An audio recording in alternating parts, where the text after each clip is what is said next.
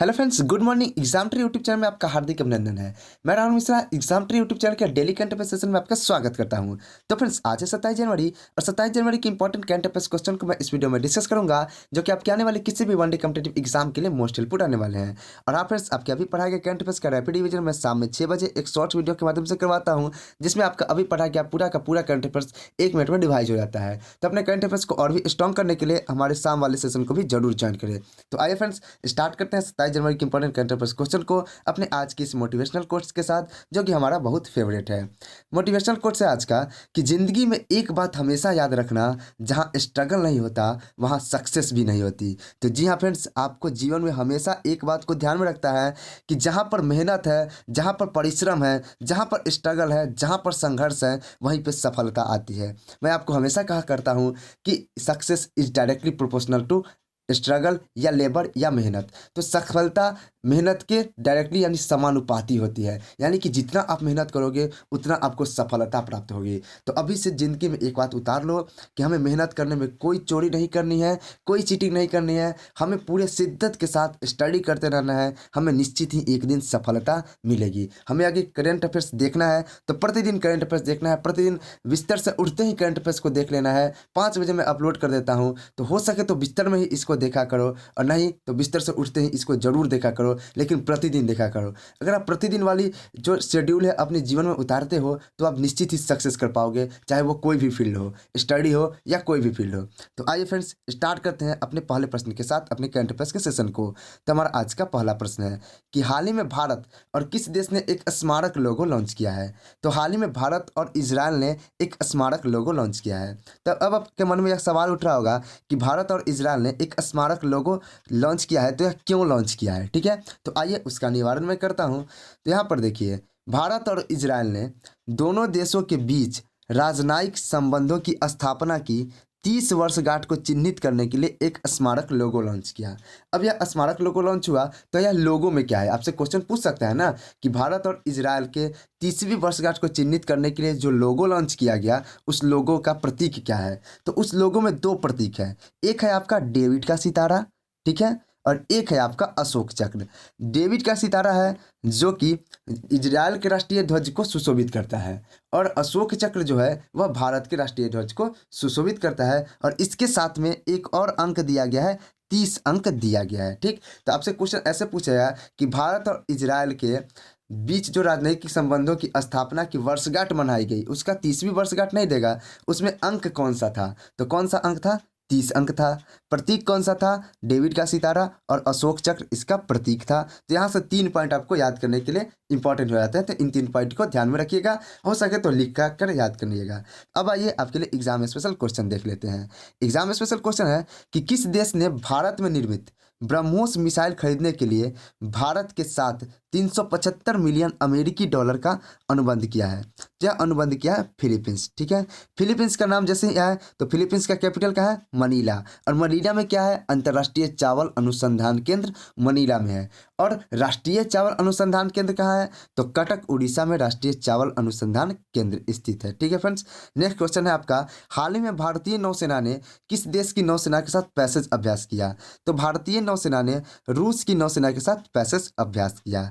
हाल ही में भारत की नौसेना ने समुद्री साझेदारी नौसेना अभ्यास किसके साथ किया, तो समुद्री साझेदारी नौसेना अभ्यास या जापान के सेना के साथ किया। और जापान का नाम आए तो आपको याद आना चाहिए कि डुअल मोड वाहन किसने लॉन्च किया, दुनिया का पहला डुअल मोड वाहन किसने लॉन्च किया, यह जापान ने लॉन्च किया।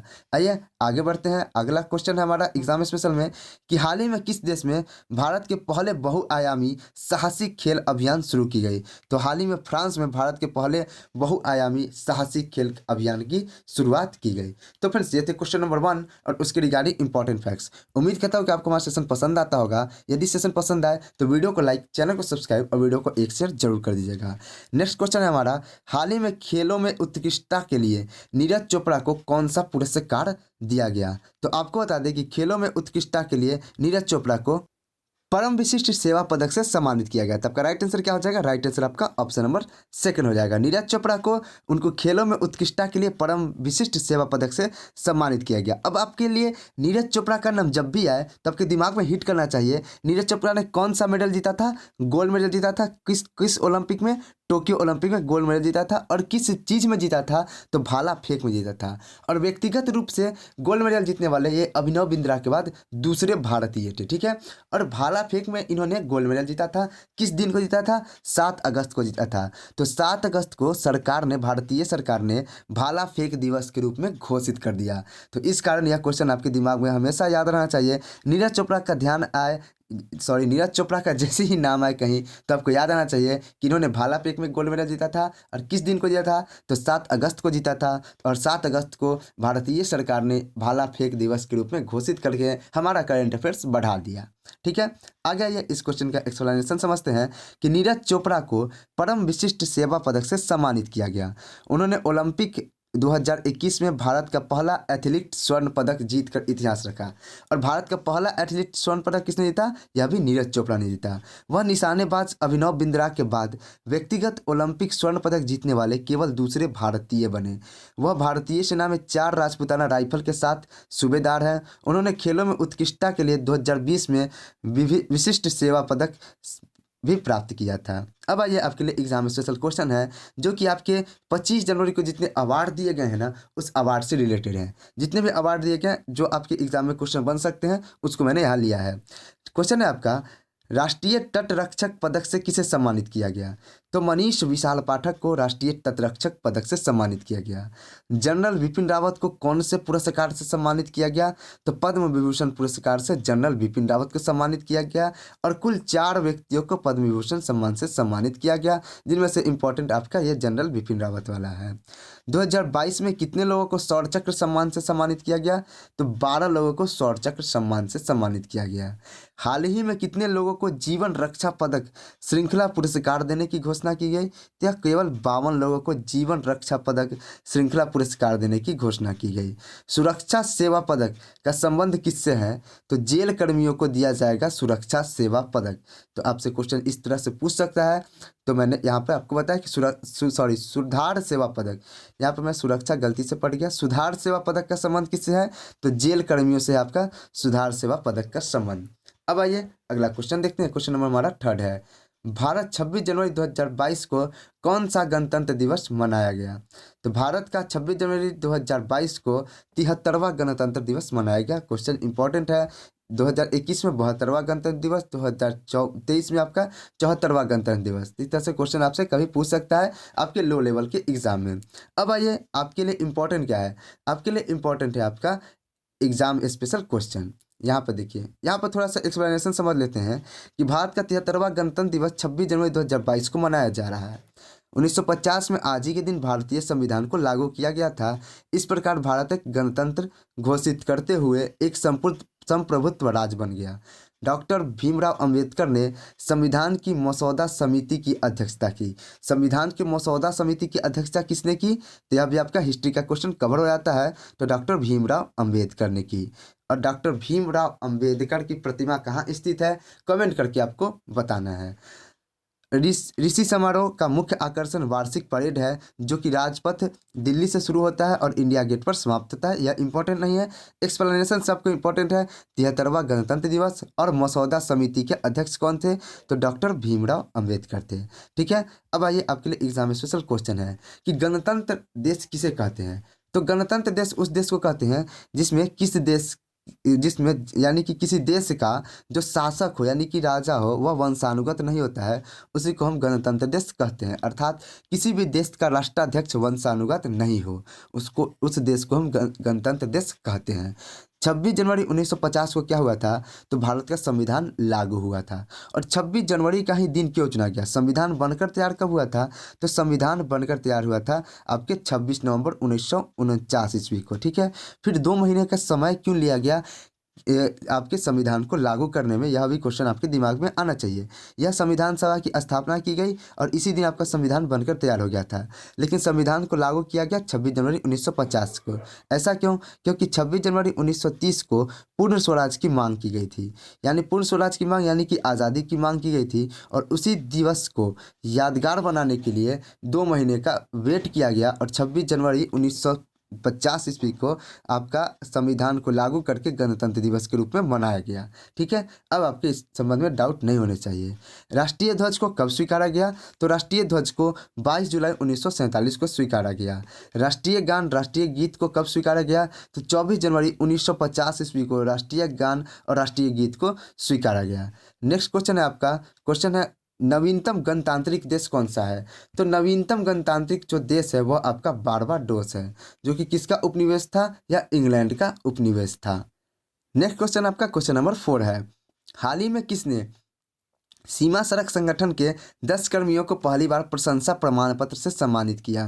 तो प्रशंसा प्रमाण पत्र से सम्मानित किया उपराज्यपाल आर.के. माथुर ने। और ये कहाँ के उपराज्यपाल है? तो ये लद्दाख के उपराज्यपाल हैं। लद्दाख के उपराज्यपाल आर.के. माथुर ने 25 जनवरी 2022 को सीमा सड़क संगठन के 10 कर्मियों को पहली बार प्रशंसा प्रमाण पत्र से सम्मानित किया। उन्हें लद्दाख में बुनियादी ढांचे के निर्माण और रखरखाव की दिशा में उनके असाधारण योगदान के लिए सम्मानित किया गया। पुरस्कार प्राप्तकर्ताओं में लखन कुमार सिंह, अविनाश चंद्र, पवन शर्मा, रमेश जैसे कुछ नाम भी शामिल है। अब यह क्वेश्चन तो यहाँ पर इंपॉर्टेंट हो जाता है क्योंकि पहली बार ऐसा कोई पुरस्कार से सम्मानित किया गया प्रशंसा प्रमाण पत्र पुरस्कार से, और ये लद्दाख के राज्यपाल ने किया है। कितने कर्मियों को? 10 कर्मियों को। लेकिन आपके लिए इंपॉर्टेंट और भी क्वेश्चन है लद्दाख से रिलेटेड, जिसको मैं एग्जाम स्पेशल में लेकर आया हूँ।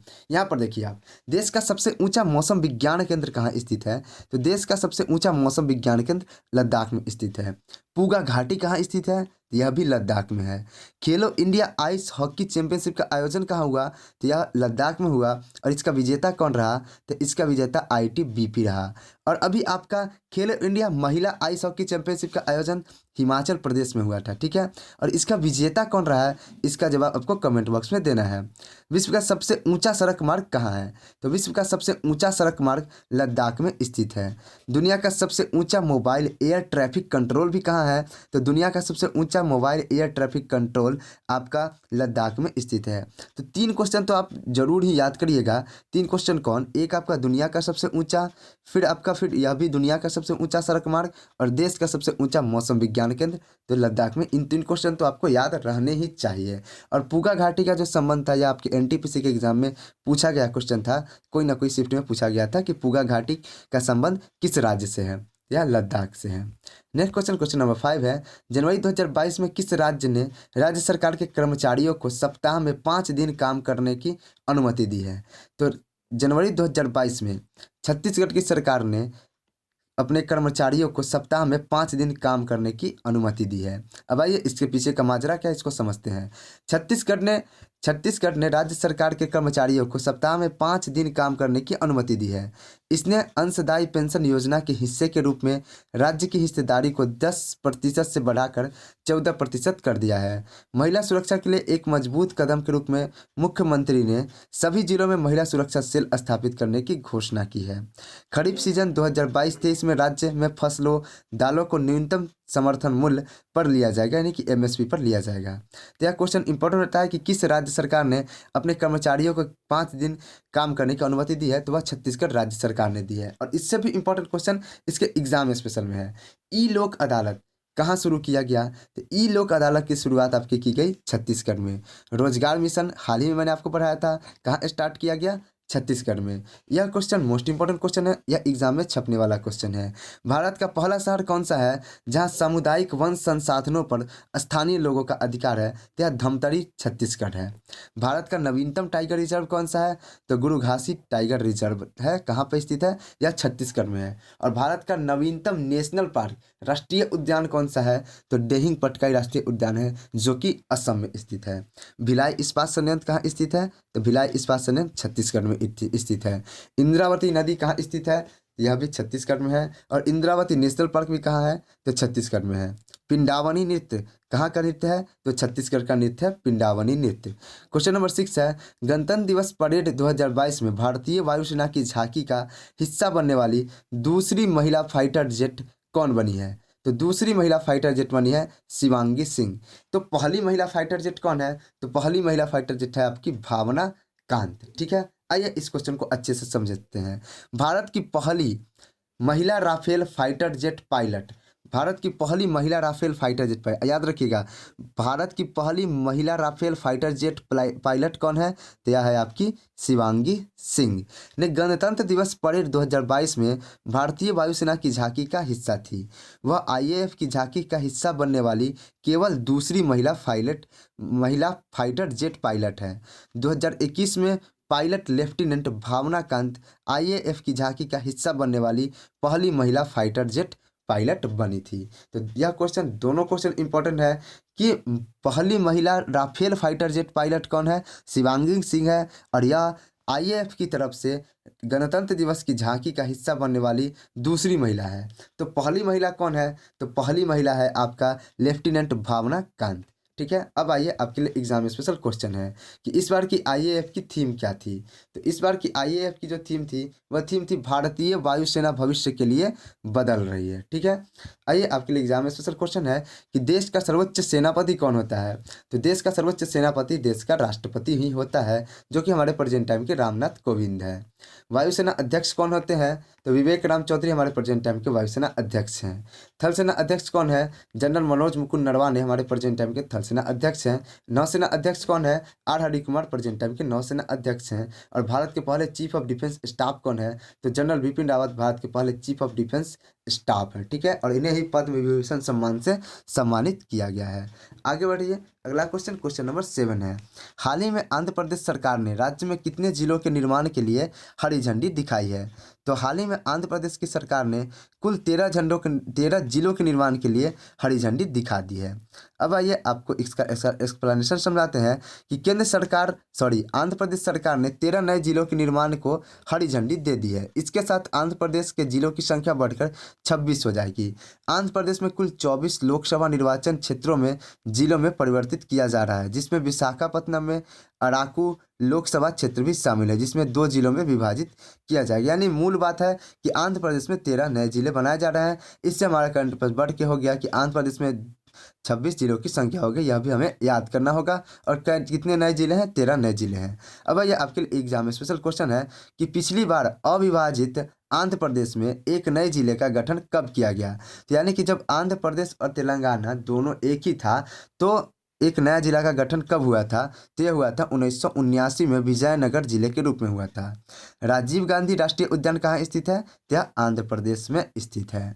क्वेश्चन नंबर 8 है, वैज्ञानिकों ने ओमिक्रॉन वेरिएंट के परीक्षण के लिए निम्नलिखित में से कौन सी स्वदेशी आरटीपीसीआर किट विकसित की है? तो ओम नामक आरटीपीसीआर किट विकसित की है ओमिक्रॉन वेरिएंट का परीक्षण के लिए। तो यह कहाँ के वैज्ञानिकों द्वारा विकसित किया गया? तो आइए इसको समझते हैं कि वैज्ञानिक और औद्योगिकी अनुसंधान परिषद, केंद्रीय औषधि अनुसंधान संस्थान, कहाँ के वैज्ञानिक? केंद्रीय औषधि अनुसंधान संस्थान के वैज्ञानिकों ने ओमिक्रॉन वेरिएंट के परीक्षण के लिए ओम नामक एक स्वदेशी आरटीपीसीआर किट विकसित की, जिसकी कीमत केवल 150 रुपये है, और यह लगभग 2 घंटों में परिणाम आपको बता देती है। और इसको जो बनाया गया है केवल और केवल 2 महीने के अंदर बनाया गया है। और एक आपका इस ओमिक्रॉन का बात आता है तो आपको एक नाम और याद रखना चाहिए, ओमिश्योर। ओमिश्योर भारत का पहला स्वदेशी निर्मित किट है। ठीक है, आगे जाइए, आपके लिए एग्जाम में स्पेशल क्वेश्चन है, केंद्रीय औषधि अनुसंधान संस्थान का मुख्यालय कहाँ है? तो इसका मुख्यालय है आपका लखनऊ में।